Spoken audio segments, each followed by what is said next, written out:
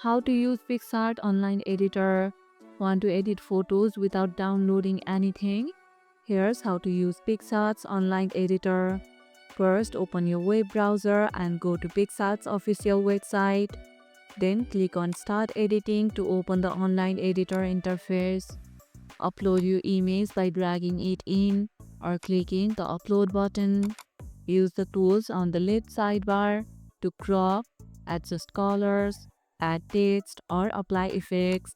You can save your work anytime by clicking Save and choosing your preferred format.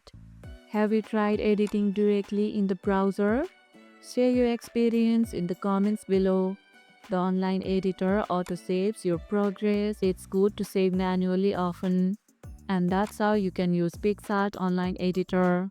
And if this video helped, hit the like button, share it, subscribe and leave a comment.